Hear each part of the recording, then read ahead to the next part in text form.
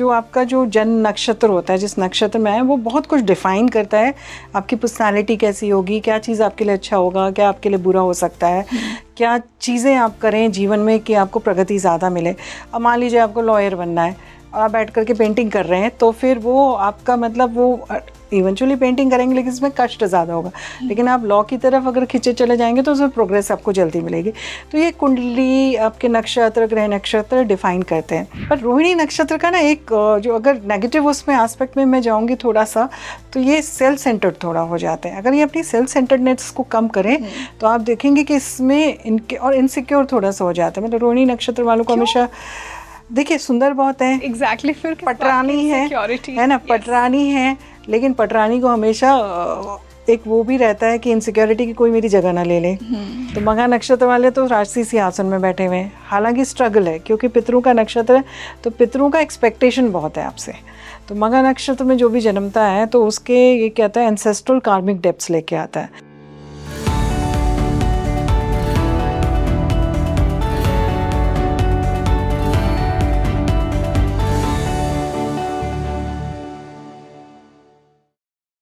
Hello, मैं हूं आपके साथ Rangoli Sharma and welcome back to your favourite spiritual podcast Speaking tree.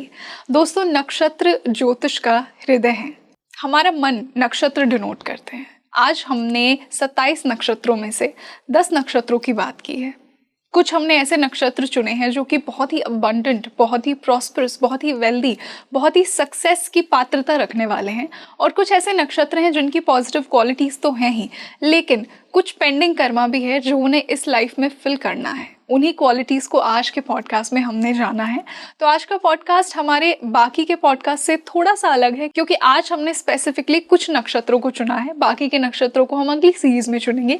तो ये पॉडकास्ट शुरू करने से पहले आप मुझे कमेंट सेक्शन में बताइए कि आपका नक्षत्र कौन सा है। और ये नक्षत्र आपके चंद्रमा का नक्षत्र है, यानी जिस नक्षत्र में आपका चंद्रमा है उस नक्षत्र की हमने बात की है। और इसी बेहद खास डिस्कशन के लिए आज जो मेरे साथ गेस्ट जुड़ी हैं वो एक ज्योतिष आचार्य हैं, स्पिरिचुअल कोच हैं और PLR थेरेपिस्ट भी हैं। मैं स्वागत करना चाहूंगी नंदिता पांडे मैम का। Ma'am, welcome to Speaking Tree. Thank you, God bless you. Thank you so much ma'am, and our pleasure. And I am sure कि बहुत ही इंसाइटफुल डिस्कशन आज ये होने वाला है क्योंकि आज हमने एक इंटरेस्टिंग टॉपिक चुना है, उतना ही नक्षत्र। जैसा मैंने इंट्रोडक्शन में कहा कि नक्षत्र ज्योतिष का हृदय है, हमारा मन नक्षत्र बताते हैं। और आज हमने कुछ ऐसे ही नक्षत्रों को चुना है 27 नक्षत्रों में से, जो कुछ ऐसे नक्षत्र जो बेस्ट माने गए हैं सक्सेस के लिए, वेल्थ के लिए, फेम के लिए, अबंडेंस के लिए, और कुछ ऐसे नक्षत्र जिनका बहुत ज़्यादा पेंडिंग कर्मा है, जो अपनी लाइफ में थोड़े से ज़्यादा चैलेंजेस फेस करते हैं। तो आज हम उन्हीं नक्षत्रों की स्टोरीज को समझने वाले हैं। बहुत ही सुंदर टॉपिक है रंगोली। और नक्षत्र के ज्ञान के बिना अगर आप उनको पहचान लो ना, तो आप सोच लीजिए कि आपके जीवन में आधी प्रॉब्लम्स तो ऐसी सॉल्व हो गई। क्योंकि आपको जो आपका जो जन्म नक्षत्र होता है, जिस नक्षत्र में है, वो बहुत कुछ डिफाइन करता है। आपकी पर्सनालिटी कैसी होगी, क्या चीज़ आपके लिए अच्छा होगा, क्या आपके लिए बुरा हो सकता है, क्या चीज़ें आप करें जीवन में कि आपको प्रगति ज़्यादा मिले।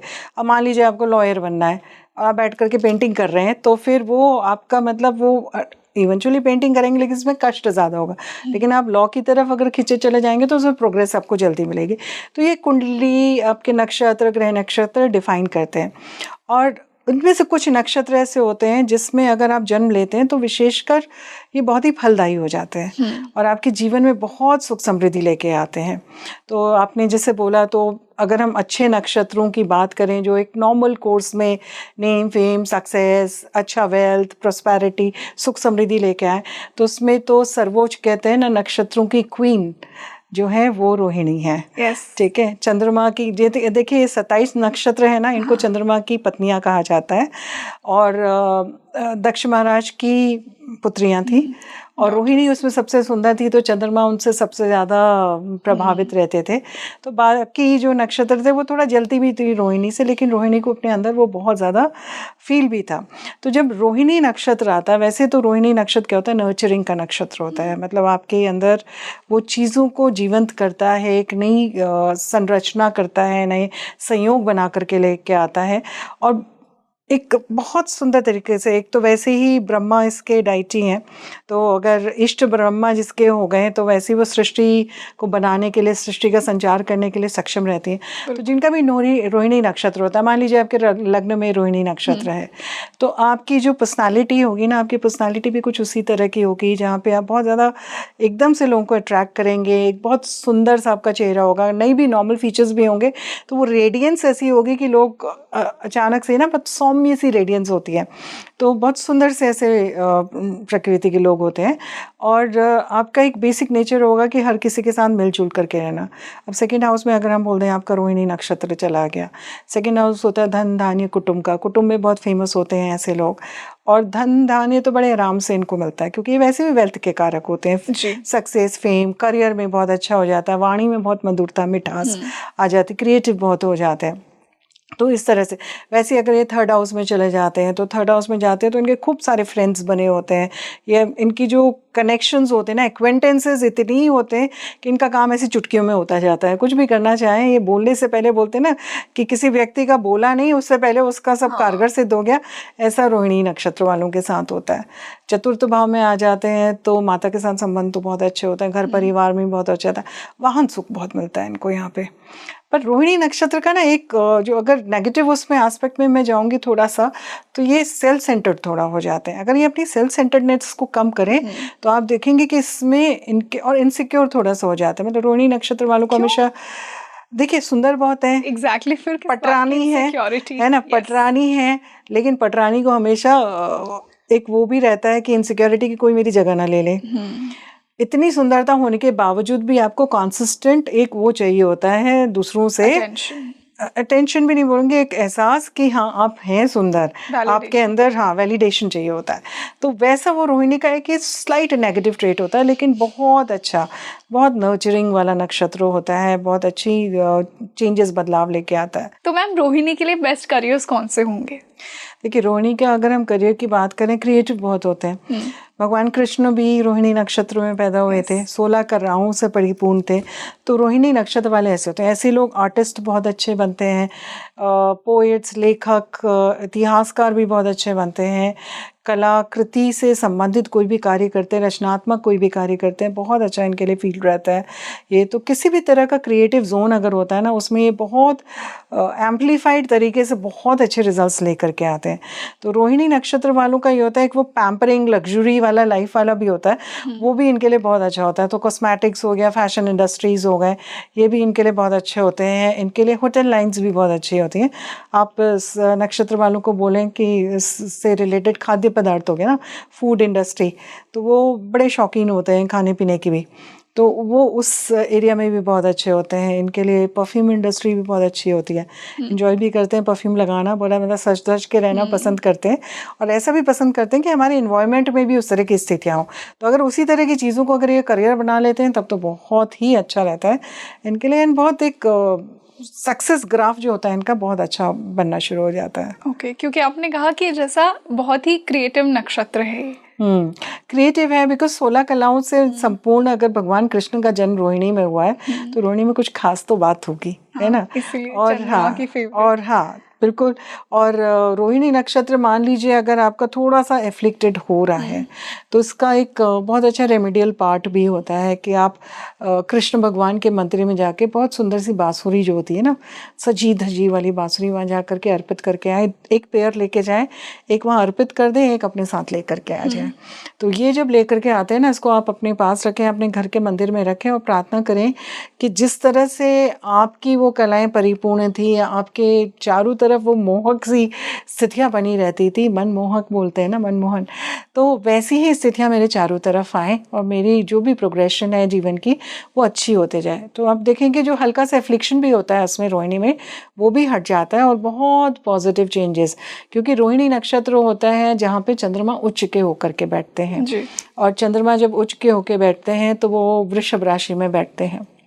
वृषभ राशि होती है अर्दी मटेरियल्स की, यानी कि भूमि तत्व की रहती। तो ऐसे लोग एग्रीकल्चर से संबंधित कार्य भी करते हैं, खाद्य पदार्थ से संबंधित कार्य करते हैं, उसमें भी बहुत सफलता हासिल करते हैं। इन्वायरमेंटलिस्ट बहुत अच्छे होते हैं, इतने क्रिएटिव तरीके से इन्वायरमेंटल प्रोटेक्शन की बात करेंगे कि आउट ऑफ द बॉक्स बिल्कुल थॉट प्रोसेस जाता है इनका टोटल। अच्छा, ये बहुत ज़्यादा फोकस्ड होते हैं प्रैक्टिकल एस्पेक्ट के लिए भी, कि अपनी चीज़ों का जो उनको गेन करना है उसके लिए प्रैक्टिकलिटी इनके जीवन में यथार्थवादी बनेंगे। मुझे ये चाहिए, मुझे मेरी ये सारी चीज़ें। देखिए, एक चीज़ है कि वो नर्चरिंग वाला प्लानट है तो नरिशमेंट तो आपको दे ही रहा है, लेकिन साथ में आपको सेल्फ नरिशमेंट भी चाहिए, सेल्फ असेसमेंट भी चाहिए। तो वो भी एक लगातार प्रोसेस में आप करते रहते हैं। तो रोहिणी वैसे तो बहुत सुंदर नक्षत्र है। I think it is one of the best नक्षत्र, पटरानी बोला जाता है चंद्रमा की। तो ऑटोमेटिकली उसमें उस तरह के सुखद अनुभव तो रहते हैं, सक्सेस, नेम, फेम, सब रोहिणी नक्षत्र वालों को बड़े आराम से मिलता है, बहुत आसानी से बस मिलता इन्हें है। अपना थोड़ा इनसिक्योरिटीज और एरोगेंस पे काम करने की जरूरत। हाँ, ये दो एरियाज ऐसे हैं जहाँ पे इनको थोड़ा सा मेलो डाउन होना चाहिए, थोड़ा सॉफ्ट होना चाहिए। ऐसे सॉफ्ट होते जाएंगे तो नेगेटिविटी तो इस नक्षत्र में रहती ही नहीं। फिर बहुत पॉजिटिव होना शुरू हो जाता है और बहुत अच्छे रिजल्ट्स लेके आता है। तो मैम, आपने मुझे एक और नक्षत्र बताया था ऑफ द कैमरा, सैटर्न का नक्षत्र, पुष्य की बहुत ही शुभ नक्षत्र है। तो जो लोग पुष्य में जन्मे हैं वो कैसे लकी होते हैं? देखिए, पुष्य नक्षत्र ना, अगर रोहिणी पटरानी है तो पुष्य महारानी है। आप ये जान लीजिए, चंद्रमा जो है अपने ही कारक तत्व में यहाँ पे पुष्य नक्षत्र में होते हैं, और माता लक्ष्मी का भी प्राकट्य पुष्य नक्षत्र में हुआ था। तो आप सोच लीजिए कि पुष्य नक्षत्र कितना ऑस्पिशियस है, कितना ज़्यादा ग्रो कर सकता है, कितनी ज़्यादा गेन्स और वेल्थ आपके लिए लेकर के आ सकता है। इसीलिए बोलते हैं ना, गुरु पुष्य योग हो, रवि पुष्य योग हो, तो आप इसमें काम करो तो आपको फल अच्छा मिलेगा। तो ये पॉजिटिविटी का है, सैटर्न का नक्षत्र है, लेकिन इसके गुरु कौन है? बृहस्पति है। तो शनि और गुरु का जब इसमें समावेश हो जाता है तो पुष्य नक्षत्र में जितनी भी बाकी नेगेटिविटी होती है वो सारी समाप्त होने लगती हैं। आपको ना जीवन एक स्टेट स्पिरिचुअल एनलाइटनमेंट भी दे रहा है साथ में, और मटेरियलिस्टिक एनलाइटनमेंट भी दे रहा है, मेहनत भी करवा रहा है, लेकिन उसके फल भी बहुत पॉजिटिव दे रहा है। तो पुष्य नक्षत्र की ये खासियत होती है, ये बेनिफिट्स लेकर के आता है, बहुत अच्छी पॉजिटिव ग्रोथ लेकर के आता है। इस नक्षत्र में किया हुआ कोई भी कार्य कभी भी कम नहीं होता, मतलब वो बढ़ता ही जाएगा आपके लिए, है ना। तो जैसे कहते हैं ना, दुर्वा घास बढ़ती है, तो वैसे ही इसका ग्रो करने वाला नक्षत्र है। तो पुष्य वैसे भी उस तरह से देखे तो एक पुष्प का थोड़ा सा अपभ्रंश की तरह भी लगता है, पूर्णता का भी अपभ्रंश लगता है। तो ये दोनों ही चीज़ों का समावेश है कि इस नक्षत्र में जन्मे लोग स्लाइटली सेंसिटिव होते हैं, क्योंकि सैटर्न और गुरु है साथ में। लेकिन ये लोग जो होते हैं, क्योंकि कर्क राशि में ये नक्षत्र विराजमान होता है, तो ये नक्षत्र जो होता है कि जीवन में आपको बहुत क्रिएटिव बना देता है, ड्रीमर बनाता है, आर्टिस्ट बनाता है, आपकी कम्युनिकेशन लेवल्स को बहुत अच्छा कर देता है, इंट्यूशन पावर आपकी बहुत अच्छी होती है, स्पिरिचुअल एक्टिविटी में भी आप बहुत स्ट्रांग हो जाते हैं। और किसी को कोई चीज़ समझाना हो ना, you become one of the best counsellors. जो साइकोलॉजी वाले काउंसलर्स वगैरह होते हैं, आप देखेंगे साइकोथेरेपिस्ट हो गए, इवन एस्ट्रोलॉजर्स वगैरह जिनका पुष्य नक्षत्र में जन्म है, आप देखेंगे कि वो बहुत अच्छे, उनके सामने लोग ऐसे ही बैठ करके उठना भी नहीं पसंद करेंगे, क्योंकि जुपिटर की विजडम, सैटर्न की मैच्योरिटी। यस। तो होता क्या है कि फिर लोगों को लगता है बस यहीं बैठे रहें, सुनते रहें। तो जितने ये, अगर आप देखें व्यास, अभी मॉडर्न व्यास में जो भी आते हैं कथावाचक वगैरह हैं, इनका कहीं ना कोई लिंक पुष्य नक्षत्र से अवश्य होता होगा, क्योंकि उस नक्षत्र का ब्लेसिंग्स जो होती है ना, वो आपको बहुत अच्छे ओरेटर भी बनाती है, काउंसलर भी बनाती है, और आपके सानिध्य में आके लोगों को बहुत सुखद अनुभूति होती है। तो इसलिए, और वेल्थ का कारक है, प्रोस्पेरिटी का कारक है, मतलब कुछ भी होगा तो प्रोस्पेरिटी तो होनी पक्की है, तय है। हाँ, तय है। पुष्य नक्षत्र में मतलब कोई भी चीज़ होगा उसका हनन नहीं होगा, बढ़ेगा वो चीज़। तो कोई इसलिए बोलते हैं हमेशा इस नक्षत्र में कोई अच्छा ऑस्पिशियस काम करो तो अच्छा है ना। तो नेगेटिव एस्पेक्ट में वही देखते हैं, सेंसिटिव मत बनो, क्योंकि फिर वो सेंसिटिविटी ग्रो करेगी ना, इमोशनल टर्ब्यूलेंस ग्रो करेगी, तो वो नहीं करना है। अच्छी चीज़ें करनी, अच्छे थॉट्स रखने, मेडिटेशन आप करो, ध्यान दो, काइंडनेस करो, ह्यूमैनिटेरियन। सैटर्न क्या है? समाज के लिए कुछ अच्छा करने का कारक होता है, तो उससे संबंधित कोई कार्य करिए, आप देखेंगे आपके जीवन में सुख ही सुख आपको मिलता जाएगा। बहुत सुंदर नक्षत्र है। तो बहुत ही प्रॉस्परस और वेल्दी नक्षत्र है, अगर मैं कंक्लूड करूं तो। इसी से हम हस्त की बात करते हैं। आपने मुझे बताया कि हस्त भी उतना ही लकी नक्षत्र है। हाँ, अब देखिए हस्त का क्या होता है ना, हस्त नक्षत्र कन्या राशि में बनता है। अब हस्त नक्षत्र में आपकी हीलिंग हैंड्स होते हैं। हस्त का मतलब हाथ हो गया, और हीलिंग हैंड्स मतलब ऐसे लोग तो मतलब जितने आप देखेंगे हीलर्स हैं, स्पिरिचुअल हीलर्स हैं, डॉक्टर्स हैं, थेरेपिस्ट हैं, उनका कहीं ना कुछ कनेक्शन उनके या तो 10th हाउस से या लग्न से या उनके अपने नक्षत्र से, हस्त नक्षत्र से होता है, क्योंकि इनकी इन जनरल टेंडेंसी होती है मास हीलिंग करने की, एक जने की नहीं, मासेस की हीलिंग एक साथ कर देते हैं। तो बहुत ही सुंदर नक्षत्र होता है। इस नक्षत्र में भी ग्रोथ एंड अबंडेंस बहुत अच्छी रहती है आपके जीवन में। और आप कोई भी ऐसे करियर जोन्स आप लें जिसमें कि आपको हाथ की कला यूज़ हो, जैसे पहले ज़माने में बोलते थे महिलाओं के लिए कि स्टिचिंग एंड ये सारी चीज़ें, या कोई कलाकृति बना रहे हैं, बहुत सारे क्रिएटर्स होते हैं। आजकल तो डिजिटल क्रिएटर्स भी हस्त नक्षत्र के मैंने बहुत सारे देखे हैं कि वो हस्त नक्षत्र से हैं, क्योंकि अपना वो कार्य एडिटिंग वगैरह भी तो हाथ से ही कर रहे हैं ना, लेखन कार्य कोई कर रहा है वो भी हस्त नक्षत्र में बहुत अच्छा उसको फल मिलता है। यहाँ पे आप कोई भी आर्टिफैक्ट्स बनाते हैं, हैंडलूम्स का कोई काम कर रहे हैं, चीज़ें जिसमें आपके हाथों का उपयोग हो रहा है, वो आप सोच लीजिए कि वो आपके लिए बिल्कुल परफेक्ट आपके लिए कार्य का जोन है, और वहाँ पे आपको अच्छे रिजल्ट्स आपको मिलेंगे ही मिलेंगे। तो हस्त नक्षत्र वालों का होता है इनके साथ भी प्रॉस्पेरिटी, वेल्थ, गुडनेस सारी आती जाती है, और बहुत बहुत अच्छे पॉजिटिव यहाँ पे भी नर्चरिंग का होता है। इनके जो सिंबल होता है ना वो दुर्वा घास की तरह होता है, शार्प ब्लेड, जो घास की ब्लेड होती है, तो वो जो होती है वो इंडिकेट करती है कि अगर आप घास को ना कहीं पे भी तोड़ के ऐसे उगा दो वो स्प्रेड आउट कर जाती है वैसे ही। तो मतलब अबंडेंस का कारक होता है। तो हस्त नक्षत्र आपके लिए अबंडेंस लेके आता है, प्रोवाइडेड आप उसको सही डायरेक्शन में लेकर के जाएं। उसका नेगेटिव एस्पेक्ट क्या होगा कि आप बाहुबली भी बन सकते हैं, है ना, लड़ाई झगड़ा गुंडा भी बन सकती हैं, बिकॉज आपको टेंडेंसी तो है आपके हाथ की कलाओं को कैसे यूज़ करना है। तो आप उसको किसी को आशीर्वाद देने के लिए भी यूज़ कर सकते हैं, किसी को थप्पड़ मारने के लिए भी यूज़ कर सकते हैं। वहाँ पे वो एरोगेंस को आपने कंट्रोल करना है कि ये एरोगेंस जो है मुझे नहीं लेकर के आनी, क्योंकि ये मेरे लिए खुद के लिए लाइफ थ्रेट है, ये मेरे जीवन में जो मेरा सोल पर्पस है, जो मेरी उन्नति है उसको काटेगा। तो इससे अच्छा मैं ऐसी चीज़ें करूँ कि मेरे हाथ से दान हो, है ना, किसी का भला हो, है ना, तो हाँ हाथ से हो।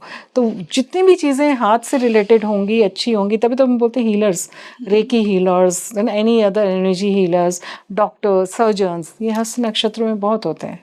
ओके, इसी से अगर हम बात करें स्वाति नक्षत्र, भी आपने मुझे कहा कि बहुत ही सौभाग्यशाली ये नक्षत्र होता है। या स्वाति की देखो बात करें तो स्वाति राहु का वैसे नक्षत्र है, लेकिन स्वाति नक्षत्र की जो स्थितियां है ना, स्वाति कहता है एक्सपेंशंस का कारक होता है, राहु क्या होता है मटेरियलिस्टिक ऑब्सेशन का कारक होता है। तो जब राहु गवर्न करता है किसी नक्षत्र को, तो वो किसी भी चीज़ को लेकर के पकड़ता है और बोलता है कि मुझे ये चीज़ चाहिए ही चाहिए। और स्वाति में क्या होता है वो अबंडेंस खुल के बड़े आराम से एक लहर की तरह निकल करके मिलती है।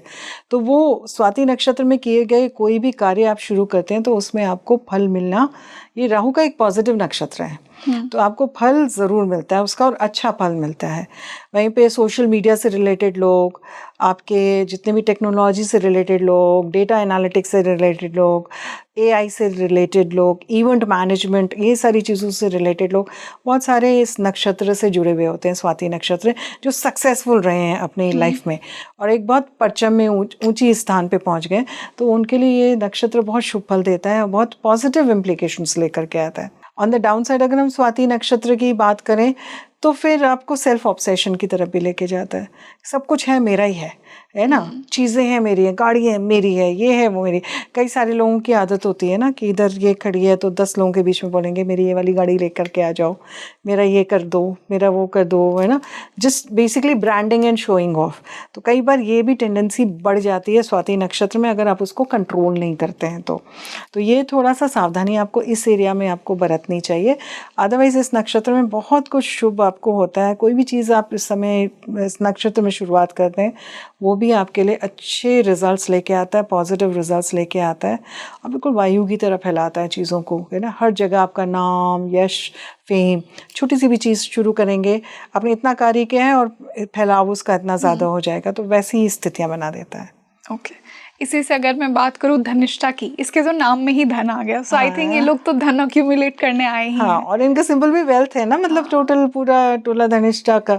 और धनिष्ठा के उसमें जो धन का तो नाम आया ही आया है, बट बेसिकली इसको पूरे नक्षत्रों में वेल्दी नक्षत्र ही बोला जाता है, वेल्दीएस्ट वेल्दीएस्ट ऑफ ऑल, है ना। So apart from Rohini and Pushya जो कि एक क्रिएट करते हैं नरिशमेंट वगैरह, ये वेल्थ लेके बैठा होता है आराम से।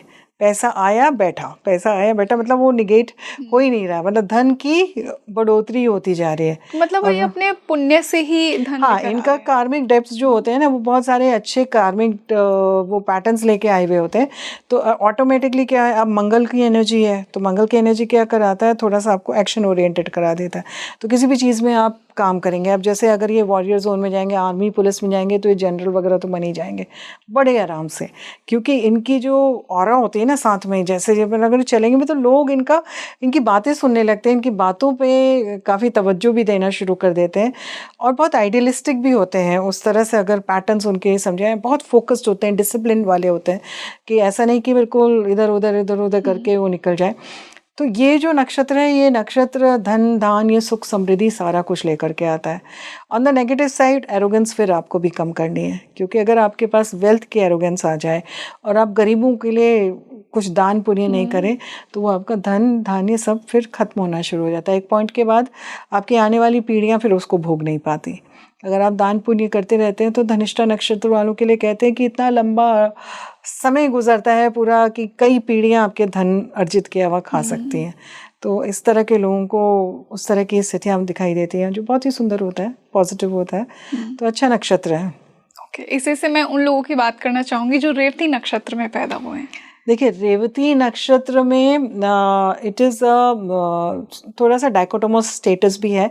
एक तरफ से तो बहुत कुछ अच्छा शुभ लेके आता है, एक तरफ से थोड़ा सा गंडमूल वाली स्थिति में भी जाता है, तो थोड़ा मेहनत भी करवाता है। लेकिन रेवती अगर हम देखें तो सारे नक्षत्रों में लास्ट है। Yes. लास्ट में आपने वो जो स्पिरिचुअल प्रोग्रेशन की जर्नी आपने की, आप रेवती में आके पहुंचे। अश्विनी से रेवती में, अश्विनी से रेवती में आपने पूरा वो ज्ञान हासिल कर लिया। अब वो ज्ञान हासिल करके आपने उसको कैसे उसको रिटर्न करना है, कैसे देना है। तो ये समय आता है जहाँ पे आपके लिए मटेरियलिस्टिक वर्ल्ड और स्पिरिचुअल वर्ल्ड दोनों का ही समागम आपके पास होता है। अच्छा, मतलब रेवती वालों के पास मटीरियलिस्टिक अबंडेंस और स्पिरिचुअल अबंडेंस दोनों है। बिकॉज आप वो देखिए, अश्विनी से शुरू करते करते वो जर्नी आपने कितनी बार, 3 बार मशक्कत की। एक बार गए, फिर उसके बाद फिर आपने दोबारा से स्टार्ट किया, फिर वो 9 ग्रह नक्षत्र हुए, फिर आपने दोबारा से स्टार्ट किया, and eventually ultimately you have reached Revati, है ना। रेवती बुध का नक्षत्र आपकी वाणी में बहुत ज़्यादा मिठास लेके आता है। Yes. आपकी क्रिएटिविटी को बहुत बढ़ाता है, राइटिंग स्किल्स को अमेजिंग कर देता है, स्पिरिचुअल ग्रोथ बहुत अमेजिंग होती है। आप कोई भी, जैसे लोग जो रेवती नक्षत्र में, जनरली आप देखना बहुत सारे धर्मगुरु धर्माचार्य भी रेवती नक्षत्र के होते हैं। और उनकी जो वाणी में जो हिप्नोटिज्म वाला जो एक अट्रैक्शन होता है ना, सम्मोहन शक्ति बहुत सुंदर होती है। तो रेवती नक्षत्र ज्ञान का नक्षत्र है। ये रेवती नक्षत्र में एस्ट्रोलॉजी से रिलेटेड लोग जो हैं, वो रेवती नक्षत्र वाले बहुत अच्छा काम करते हैं। स्पिरिचुअल, जैसे मैंने बोला, धर्म कर्म के कार्य उनका बहुत अच्छा होता है, राइटिंग स्किल्स बहुत अच्छी होती, क्रिएटिव बहुत होते हैं, फोटोग्राफी होगी, कैमरा हो गया, बिहाइंड द कैमरा सीन्स, जो मतलब they know the aesthetic aspect. तो वो एस्थेटिज्म को किस तरह से, रचनात्मक एरिया को किस तरह से एग्जॉल्ट करके लेके जाएंगे, सारे नक्षत्रों में सबसे ज़्यादा रेवती नक्षत्र वालों को पता होता है। मैम, क्या ये कहना सही होगा कि रेवती वाले जो लोग हैं, कहीं ना कहीं वो बहुत ओल्ड सोल्स हैं, क्योंकि वो इतने सारे नक्षत्रों की वो विजडम कैरी कर रहे हैं? एब्सोल्युटली, क्योंकि आप देखो ना, अश्विनी से बढ़ते आए करते गए, और उसके बाद फिर आपने मघा में दोबारा से जर्नी शुरू करी केतु से, फिर उसके बाद मूल से फिर आपने दोबारा जर्नी शुरू करी, और जब तक आप रेवती में पहुंचते हो तो आपने वो ज्ञान ट्रिपल टाइम्स ले लिया। So your journey, soul journey is so powerful. जिसका भी संबंध रेवती नक्षत्र से है, वो नॉर्मल सोल तो है ही नहीं ना, वो ऑलरेडी इवॉल्व सोल है, वो काफ़ी कुछ ज्ञान अर्जित करके आया है, वो चर्निंग लेकर के आया, उस चर्निंग से सीख के आया, और यहाँ पे आकर के वो अब सिखाने वाली स्थिति में है, लोगों को ज्ञान देने वाली स्थिति में। लेकिन रेवती का जो डाउन स्लाइड होता है वो थोड़ा सेंसिटिव भी हो जाते हैं, छोटे छोटे चीज़ों से कई बार उनको हो जाता है कि एक्सपेक्टेशन होते हैं ना आपने लोगों के लिए कि आप उस लेवल पे भी हो जहाँ पे स्पिरिचुअल एस्पेक्ट है लेकिन मटेरियलिस्टिक अबंडेंस भी है आपको, पर वो बैलेंसिंग जब अगर नहीं बना पाते तो फिर वो नेगेटिव एस्पेक्ट में आ जाता है, आप सेंसिटिव हो जाते हो। कोई भी चीज़ अगर आपके सामने कोई नेगेट करता है या रेजिस्ट करता है तो आप फिर उस चीज़ को, क्योंकि मीन राशि का नक्षत्र है ना, मीन राशि गुरु की राशि है और आखिरी राशि, तो वैसे ही आप गुरु कौन है, आप देवताओं के गुरु हैं, तो वैसे ही आपके पास नॉलेज का भंडार है, तो कोई चेला चपाटा आपके सामने कुछ बोलेगा तो आप उसको निगेट तो करेंगे ही ना, आप डांटेंगे डपटेंगे। तो रेवती नक्षत्र वालों का डाउनस्लाइड में मुझे समटाइम्स ऐसा लगता है कि थोड़ा सा इस लेवल पे एरोगेंस आ जाती है कि तुमको क्या पता, मुझे ज़्यादा पता है तुमसे, तुमको समझ में ही नहीं आ रहा अभी you need to grow like you know, है ना। सो हाँ यस, कि अभी तो ज्ञान थोड़ा और सीखो, मतलब इतने छोटे छोटे से बबल्स बना बना के उछल रहे हो, अभी नो ठंड रखो। तो वो लेवल एक साइड में एस्पेक्ट में वो मेच्योरिटी बहुत दिखाते हैं, and if it is an exaltation, and अगर वो नहीं है तो फिर परेशानियाँ भी दिखा सकते हैं।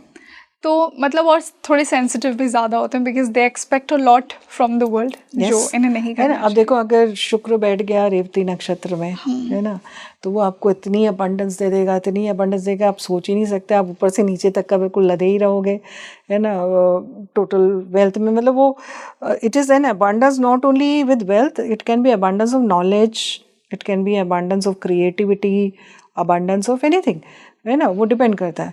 लेकिन बुध वहीं पे रेवती नक्षत्र में अगर बैठ गया तो नीच का हो जाता है, हालांकि बुध का ही नक्षत्र है ना, तो वहाँ पे वाणी में थोड़ा सा कंट्रोल आपको करना चाहिए, आपको अपनी बहनों के साथ, बुआओं के साथ रिश्ते अच्छे निभा करके चलने चाहिए, थोड़ा सा गणपति की आराधना अधिक करनी चाहिए, दुर्गा जी की आराधना अधिक करनी चाहिए, क्योंकि कहीं पे कुछ तो कर्मा अभी भी बाकी रह गया, बचा हुआ है। हाँ, बुध आ गया ना वहाँ पे, तो कुछ तो रह गया। शुक्र आपको लग्जरीज दे रहा है, बुध आपको कर रहा है, गुरु आपको वहाँ पे वैसे ही देवताओं का गुरु बना दे रहा है। तो आप देखिए ना, सूर्य भी वहाँ पे आके आत्मा कारक बन जाता है, मतलब वो नहीं भी आत्मा कारक हो फिर भी वहाँ पे आकर के, because it's the last phase of the journey. अब इसके बाद एक नई साइकिल में आप जाओगे, एक नई जीवनी की तरफ आप आगे बढ़ोगे, वो आपके ये पीछे के कर्मों पे आधारित होगा कि नेक्स्ट स्टेज क्या होने वाली है ना। चंद्रमा यहाँ पे आकर के बहुत सोबर, यहाँ पे शनि आके बहुत सोबर हो जाते हैं, है ना। शनि जब मीन राशि में आते हैं तो हम हमेशा, अभी जैसे अभी प्रेजेंट में भी हैं, और मैं हमेशा बोलती हूँ कि शनि के मीन राशि में आते ही शनि जो होते हैं थोड़ा सा मेलो डाउन हो जाते हैं, झुक जाते हैं, और बोलते हैं हम इनको कोदंड शनि। कोदंड शनि का मतलब क्या है, ये बहुत एथिकल हो जाते हैं यहाँ पे आके, और ये बिल्कुल गुरु की जो प्रॉपर्टीज़ होती है ना एथिकल वाली, वो इम्बाइब करते हैं। तो इसका मतलब है कि कोई भी अगर मैनिपुलेशन कर रहा है तो वो आपको डंडे पड़ेंगे उसके, है ना। अगर आपने गलत करा तो डंडे पड़ेंगे, लेकिन अगर आप सही सात्विक धर्म कर्म के कार्यों के साथ आगे बढ़े, एक अच्छे इंसान बन के आगे बढ़े हो, तो यहीं पे शनिदेव आपको इनलाइटनमेंट भी दे देंगे। तो ड्रास्टिक चेंजेस, मतलब नक्षत्रों का तो गेम ही अलग है बिल्कुल, कि आप उस तरह से डीपली नक्षत्रों पे देखें। बट ओवरऑल अगर मैं देखूँ तो रेवती नक्षत्र बहुत सुंदर नक्षत्र है, अल्टीमेट नक्षत्र है। इस नक्षत्र में बहुत कुछ आप पा सकते हैं, और थोड़ा मेहनत ज़रूर दिखाता है, लेकिन मेहनत के बाद जो कहते हैं ना कि जो प्रातः काल का जो सवेरा होता है, अल्टीमेट डार्कनेस के बाद ही रोशनी आती है, बस वही है। आपने कहा सब पा सकते हैं, मोक्ष भी पा सकते हैं क्योंकि लास्ट है, डिपेंड करता है कौन सा प्लैनेट वहाँ पे पड़ा हुआ है। ओके, है ना। रेवती नक्षत्र में लाइक ऐसा है कि अगर बुध पड़ा है तो अभी कार्मिक डेप्थ्स बहुत हैं, आपको क्लीन करने हैं। शुक्र पड़ा है मतलब कि आप अभी भी मोह माया में फंसे हुए हैं, है ना। लेकिन अगर गुरु पड़ा है, केतु पड़ा है, ये सूर्य पड़ा है, ये आपको मोक्ष की तरफ लेकर के जाएगा। यहाँ पे राहु एक जनरल सा देता है, मतलब कंफ्यूज स्टेट देता है, माइंडसेट देता है।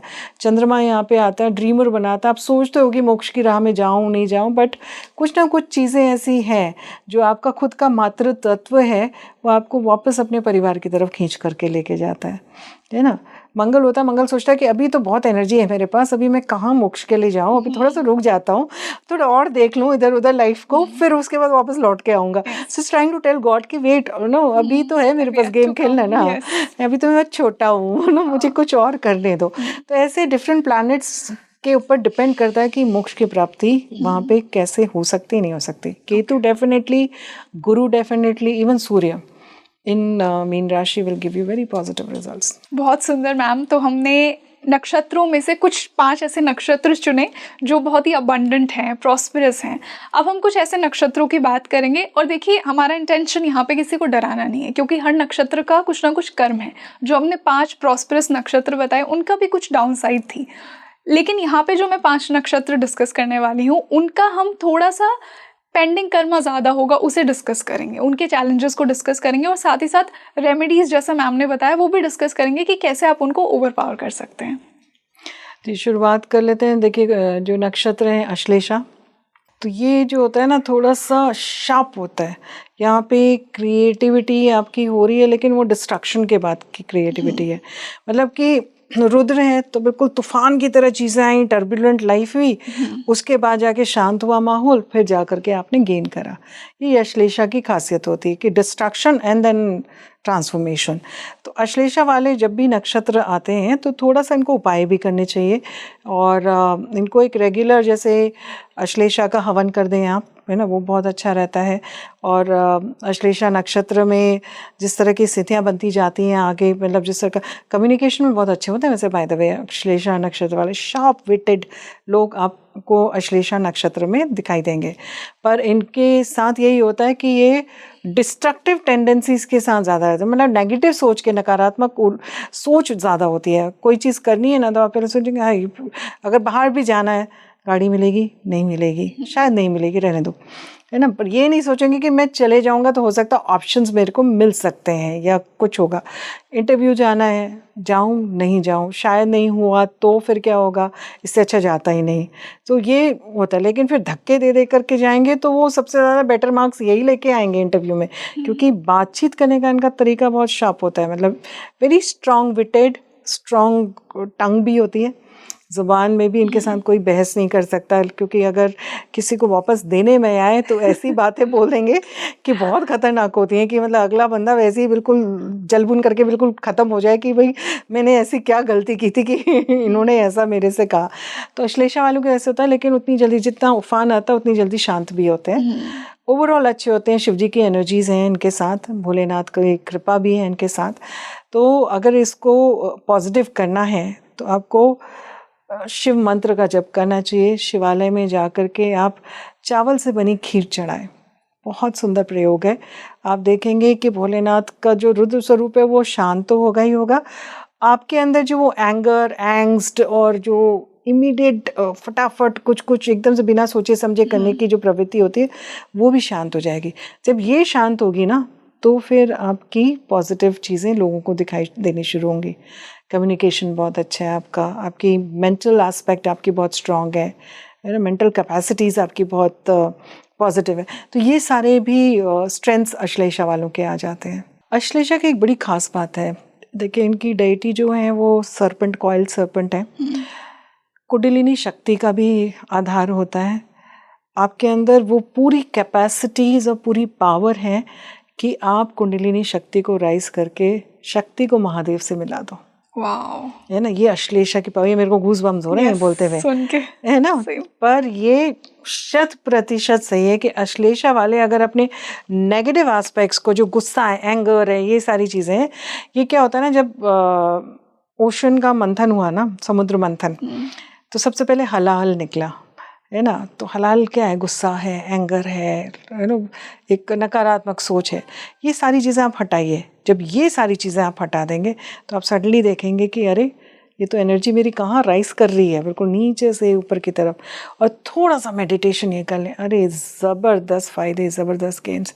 अश्लेषा वालों की तो बात ही, मतलब ये जो पॉजिटिव एस्पेक्ट अश्लेषा का है बहुत पॉजिटिव हो जाता है। ऐसे लोग बहुत एनालिटिकल माइंड वाले होते हैं, शार्प होते हैं। इनको पता होता है कि इनको लाइफ में किस तरह की स्थितियाँ प्राप्त करनी है, कैसे करनी है। सोशल मीडिया में ये बहुत अच्छे हो सकते हैं, लेकिन जनरली मैंने देखा है कि सोशल मीडिया जो क्रिटिक्स होते हैं ना वो बहुत ज़्यादा अश्लेषा नक्षत्र वाले होते हैं। ये एंटी गवर्नमेंट एस्टेब्लिशमेंट वाले भी होते हैं ना, वो भी अश्लेषा नक्षत्र वाले होते हैं कि हमने आपकी ये बात नहीं मानी है, आप गलत बोल रहे हैं, हम आपको बता रहे हैं कि सही है, जो आपने हाँ। तो वो सारी चीज़ें, बट कुंडलिनी शक्ति को जागृत करने के लिए इनके पास ऑलरेडी डिवाइन पावर्स हैं, ब्लेसिंग्स हैं, शक्ति को शिव से मिलाने के लिए, जैसा बिल्कुल नीचे से ऊपर की तरफ। जैसे ही वो कॉइल सरपेंट खुलता जाएगा, और ऐसे लोगों को ना थोड़ा सा अगर और इस चीज़ को जागृत करना है तो कॉइल सरपेंट का या चांदी के बने नाग नागिन अपने ना शिवालय घर पे अंदर अगर शिव जी हैं उसके पास रख लें, या फिर उसका कोई पेंडेंट टाइप का। पहले बीच में बड़े ना आर्म बैंड्स भी चल रहे थे एंड हाथ के बैंड्स, कुछ लोगों को मैं देखती हूँ कि उंगलियों में भी सरपेंट का रिंग पहनते। तो इस तरह की चीज़ें अगर वो अपने ऊपर धारण कर लेना, और अच्छे दिन जिस दिन अश्लेषा नक्षत्र चल रहा हो या पुष्य नक्षत्र है या कुछ ऐसा, शनि का कोई दूसरा नक्षत्र चल रहा हो, तो उस दिन अगर धारण करेंगे तो बड़ा सुंदर रहेगा। और फिर ये देखेंगे फिर कि इनको कितने पॉजिटिव इनको रिजल्ट्स मिलने शुरू हो जाएंगे। बहुत बहुत बढ़िया, मतलब कुंडलिनी एक्टिवेशन के लिए, मोक्ष प्राप्ति के लिए एक जो बिगिनर्स गाइड होती है ना, वो यहाँ अश्लेषा से शुरू हो जाती है। So that is the impact. इसी से अगर हम ज्येष्ठा की बात करें, देखिए ज्येष्ठा इज जिसे हम बोलते हैं ना सबसे बड़ा नक्षत्र। यहाँ से अगर हम स्काई की तरफ देखेंगे और जब एनालाइज करेंगे, जो सबसे बड़ा नक्षत्र होता है सूर्य से भी कई गुना बड़ा है ज्येष्ठा, और उसको एंटेरास बोलते हैं मॉडर्न साइंस में। ज्येष्ठा नक्षत्र नाम से ही ज्येष्ठ बड़ा, श्रेष्ठ है ना, बड़ा। तो इनके अंदर ना लीडरशिप क्वालिटीज़ होती हैं, सब कुछ होती हैं। लेकिन ज्येष्ठा नक्षत्र मरकरी रूल्ड है, ये भी है ना। अश्लेषा भी मरकरी रूल्ड था और ये भी मरकरी रूल्ड है। अब जब बुध से रूल्ड आप होते हो तो आप एस्ट्रोलॉजर बहुत अच्छे बन जाते हो, आप स्पिरिचुअलिस्ट बहुत अच्छे बन जाते हो, आपकी कैलकुलेशंस बहुत अच्छी होती हैं, आप एनालिटिक्स हो, ट्रेडिंग हो, शेयर मार्केट हो, इन सब में भी बहुत नेचुरल फ्लेयर होता है आपका।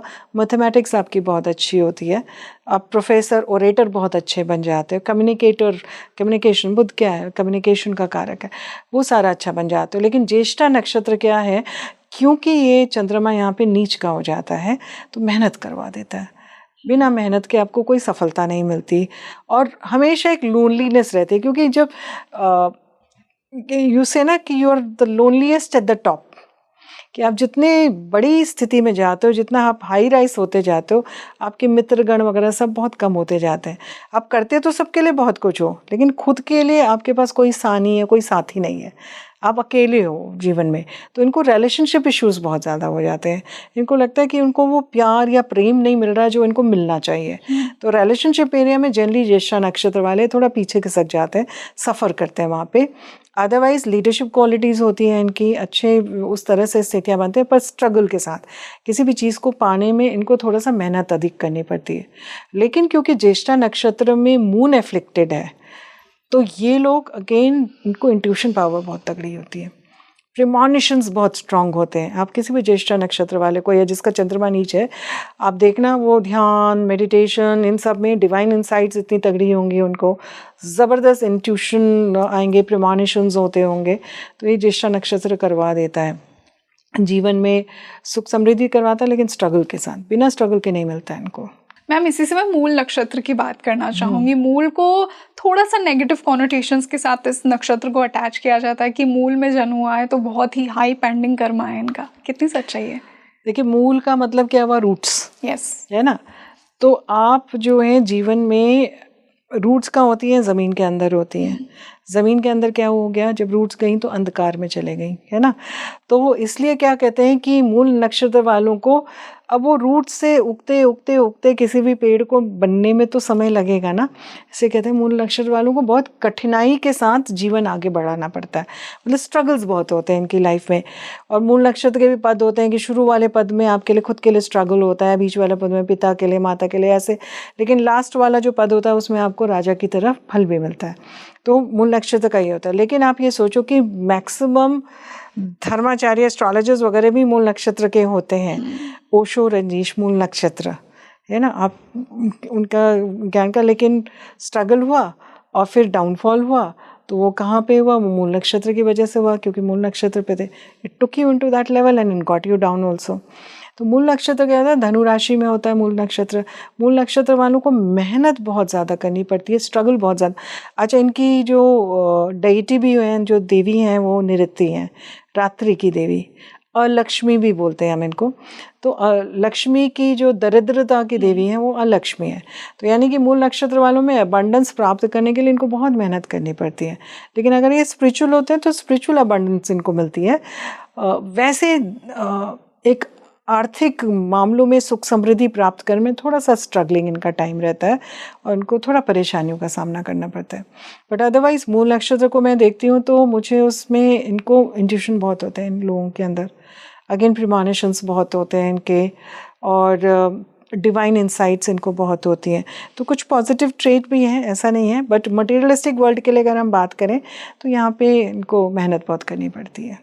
मैम इसी से आर्द्रा की बात करते हैं, राहु का नक्षत्र है। हमने राहु के एक नक्षत्र की बात की थी स्वाति, लेकिन वो एक पॉजिटिव साइड का नक्षत्र था। आर्द्रा की क्या स्टोरी है? आर्द्रा नक्षत्र जो है वो राहु का नक्षत्र, और इसके जो देवता हैं वो रुद्र हैं। रुद्र जब होते हैं देवता तो उसके बाद क्या होता है कि आपके लिए उस तरह की तूफान वाली स्थिति लेके आ जाते हैं, क्योंकि शिव जी का थोड़ा सा रौद्र रूप रुद्र देवता हो जाते हैं। तो वो एनर्जीज जो हैं इस समय राहु की एनर्जी होती है। राहु क्या होता है, भ्रमित करता है ना, धुएं की एनर्जी है, चीज़ें ऐसी। तो क्लाउडेड एक थॉट प्रोसेस होने लगती है। किसी भी चीज़ को आप सोच के इतना उसको बिल्कुल चक्रव्यूह की तरह आप इतना घुमा देते हैं और आपको सोचने लगता है कि भाई जो चीज़ इतनी होगी तिल का ताड़ बना देने वाला जो स्थिति होती है वो आर्द्रा कर देता है। और उसी उफान के बाद एक शांति भी लेकर के आता है, और जब वो शांति लेके आता है तो तब उसमें जा कर के आपके लिए यहाँ पे अच्छे सुखद अनुभव आपको होते हैं। तो आर्द्रा नक्षत्र में क्या होता है कि नलिफिकेशन का नक्षत्र है, यानी कि कोई भी चीज़ ग्रो कर रही है उसको काट के फेंक दो, है ना, चीज़ें जो हैं डिस्ट्रॉय कर दो, खत्म कर दो। तो डिस्ट्रक्शन का है। तो आर्द्रा नक्षत्र जो होता है इसमें आपको थोड़ा सा ध्यान देना चाहिए, और जब आप इसमें पैदा होते हैं तो आपको उसके उपाय ज़रूर करने चाहिए आर्द्रा नक्षत्र वालों को। और आर्द्रा नक्षत्र के लिए सबसे बेस्ट उपाय होता है कि रुद्राभिषेक कराएं। सावन में करा लें तो बहुत अच्छा है, सावन में नहीं भी करा पाते हैं आप तो आप किसी भी सोमवार को या त्रयोदशी जो मासिक आती हैं आपकी शिवरात्रि, आप उस टाइम पे आप कराएं। आप देखेंगे धीरे धीरे करके आपकी स्थितियाँ बहुत शांत हो जाएंगी, बेटर हो जाएंगी। चेंजेस जीवन में बदलाव जो हैं आपके पॉजिटिव होंगे। अंदर से भी जो चर्निंग हो रही थी, एंगर हो रहा था, इश्यूज हो रहे थे, वो आपके शांत होंगे, और एक सिस्टम के साथ आप जीवन में आगे बढ़ना शुरू कर देंगे। तो आर्द्रा नक्षत्र की इस तरह की स्थितियाँ होती हैं, पर ओवरऑल हाँ थोड़ा सा यहाँ पे आर्द्रा नक्षत्र में संभल के रहना पड़ता है। राहु यहाँ पे बहुत भ्रमित करता है। मतलब ये राहु का कहीं ना कहीं थोड़ा सा नेगेटिव नक्षत्र है, जैसे हाँ, स्वाति पॉजिटिव है लेकिन आर्द्रा थोड़ा सा नेगेटिव है। यहाँ पे थोड़ा क्या काफ़ी है, थोड़ा ध्यान देना चाहिए इस समय। बैलेंस करके रखेंगे तो फिर जीवन में ठीक हो जाएगा। मैम इसी से मैं आज के लास्ट नक्षत्र की बात करना चाहूँगी, मघा। इसे केतु का नक्षत्र है और इसे पितरों से एसोसिएट किया जाता है कि जो मघा में पैदा हुआ है उसके ऊपर शायद पितृ ऋण ज़्यादा है, शायद उससे ज़्यादा कर्मों का भुगतान करना है। कितना सच है? मघा नक्षत्र का मैं थोड़ा सा डिफरेंट लेकर के चलती हूँ, क्योंकि उसके जो सिंबल होता है वो होता है राजसी सिंहासन। तो मघा नक्षत्र वाले तो राजसी सिंहासन में बैठे हुए हैं। हालांकि स्ट्रगल है, क्योंकि पितरों का नक्षत्र है तो पितरों का एक्सपेक्टेशन बहुत है आपसे। तो मघा नक्षत्र में जो भी जन्मता है तो उसके ये कहता है एंसेस्ट्रल कार्मिक डेप्थ्स लेके आता है। यानी कि कोई पितृ कभी किसी ज़माने में मतलब थे और खुश नहीं थे, कुछ नहीं थे, वो यहाँ पे पितृ ऋण आपको दिखा रहे हैं कि आप प्लीज़ मुझे मोक्ष दिलवाइए। आपके पास इतनी एनर्जीज़ हैं, सिनर्जीज़ हैं, आप एक थ्रोन में बैठे हुए हैं, है ना, सिंहासन में बैठे हुए हैं, तो आपके पास वो सब तत्व हैं जो मुझे मोक्ष दिलवा सकता है। तो प्लीज़ डू इट। तो वो मघा नक्षत्र की पुश यही है कि आपको अपने जीवन में क्या बदलाव लेके आना है। एक डिस्ट्रक्शन होता है मघा नक्षत्र में भी, पहले डिटैचमेंट हो जाती है कम्प्लीटली, और उसके बाद नर्चरिंग होती है, उसके बाद एक नई शुरुआत होती है ना। तो पहले तो बिल्कुल ही जैसे कि ज़मीन को खोद खाद के बिल्कुल फ्लैट कर दिया ये वो, और फिर एक छोटा सा पौधा कहीं से निकल करके आ रहा है। तो ये मघा नक्षत्र की खासियत होती है। मघा नक्षत्र आपके सिंह राशि में हो जाता है। सिंह राशि में केतु का नक्षत्र पड़ता है, थोड़ा सा ग्रहण योग भी बना देता है यहाँ पे।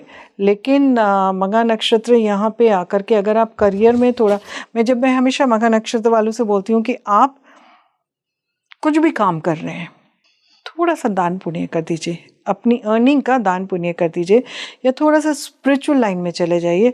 आप देखेंगे आपके जीवन के कष्ट खत्म हो जाएंगे, क्योंकि मघा जो केतु है ना, केतु आपको मोक्ष की तरफ लेके जाता है, स्पिरिचुअल स्ट्रेंथ लेके आता है। तो आपकी जो डिटैचमेंट्स लाइफ की हैं वो बैलेंस होनी शुरू हो जाती है। या जैसे स्ट्रे डॉग्स हो गए, उनकी सेवा आप कर दीजिए।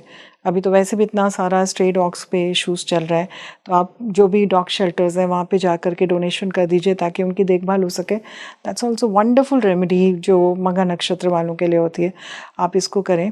आप जिस चेयर में बैठते हैं उस चेयर में थोड़ा सा उसको पीछे से हाईली एलिवेटेड कर दें, या एक अच्छी मतलब थ्रोन टाइप की अगर अपनी चेयर कर दें yes. तो वो भी आपके लिए पॉजिटिव क्रिएट, बिकॉज आप उसमें रोज़ बैठ के निर्णय ले रहे हैं। अगर आपका पर्सनल ऑफिस है, अगर आप ऑफिस में जाते हैं वहाँ पे नहीं कर सकते हैं, तो आप एक छोटा सा मतलब एक स्टैचू टाइप का या एक डेकोरेटिव आइटम टाइप का थ्रोन का भी लेकर के रख सकते हैं अपनी टेबल में। और अगर वो स्विंग चेयर टाइप का थ्रोन हो तो बहुत अच्छा है, क्योंकि उसको आप थोड़ा बहुत हिला विला भी सकते हैं। और अगर नॉर्मल स्टेबल टाइप का भी थ्रोन आपने लिया है तो उस थ्रोन के ऊपर आप गणपति बैठा दीजिए, गणपति का सिंहासन बना के। केतु है, गणपति कंट्रोल करते हैं केतु को, है ना। और वहाँ पे आप जनरली गणपति के मंदिर में जाके दुर्वा घास चढ़ाइए, बहुत अच्छा रहता है। और आपके मघा नक्षत्र में जो डिटैचमेंट्स हैं, जो परेशानियां हैं, और जो पितृ ऋण आप कार्मिक डेब्ट्स जो आपको करने हैं सोल पर्पस में, आपको लेकर के आपके एंसेस्टर्स एक्सपेक्ट कर रहे हैं। एंसेस्टर्स का ऐसा नहीं है, आशीर्वाद भी खूब मिलता है, मतलब एंसेस्ट्रल ब्लेसिंग्स भी हैं। हाँ, ब्लेसिंग्स मिलती हैं बहुत सारी, क्योंकि देवता ही एंसेस्टर्स है ना। तो कोई भी आपके परेशानियां, आप पितरों को याद करें, अमावस्या को चैरिटीज़ करें। अपने घर के दाईं तरफ, मेन द्वार के दाईं तरफ में पितरों का स्थान होता है, दीपक अवश्य जलाएं। चौमुखी दीपक जला लेंगे तो बहुत अच्छा रहेगा। थोड़ा सा चावल की ढेरी डाल के उसमें मिट्टी का दीपक जलाएं, बहुत अच्छा रहता है। पीपल के पेड़ के नीचे दीपक जला लें। मघा नक्षत्र वालों की जो मुसीबतें हैं, परेशानियां, वो वैसी ख़त्म हो जाएंगी और जीवन में पॉजिटिव इम्प्लीकेशन आ जाएंगे। अन्यथा मघा नक्षत्र वालों को क्या होता है, कोई भी चीज़ तीसरी बार में जाके मिलती है। मान लीजिए कोई इंटरव्यू दे रहे हैं आप, पहली बार में नहीं मिलेगा, दूसरी बार में नहीं, थर्ड टाइम में जाके आप क्वालिफाई करेंगे। वैसे कहीं रिश्ते की बात चल रही है, पहली बार नहीं होगा, सेकंड टाइम नहीं होगा, थर्ड टाइम में जाकर के होगा। सो मघा नक्षत्र में हमेशा कोई भी चीज़ आपको थर्ड टाइम में जाकर के डिले, इसीलिए हम बोलते हैं थोड़ा सा डिफिकल्ट नक्षत्र, बट अदरवाइज ब्लेसिंग्स बहुत है। Definitely ma'am, and I am sure कि हमारे व्यूअर्स आज जो आपने रेमेडीज बताई उनसे अपने नक्षत्रों की पॉजिटिव क्वालिटीज़ को इन्हांस करेंगे। So thank you so much. Thank you so much and God bless you too. और बहुत मज़ा आया है पॉडकास्ट कर। डेफिनेटली मैम, हमें भी उतना ही अच्छा लगा। आपने इतना नुआंस्ड और डिटेल्ड डिस्क्रिप्शन हमें हर नक्षत्र का दिया। एज अ प्रोटैगनिस्ट आपने उन्हें समझाया। सो thank you again for joining us. Thank you, God bless you.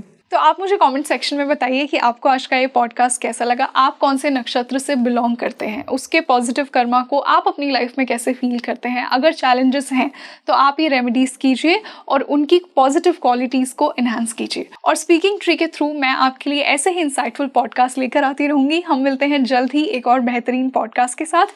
मैं हूँ आपके साथ रंगोली शर्मा। नमस्ते।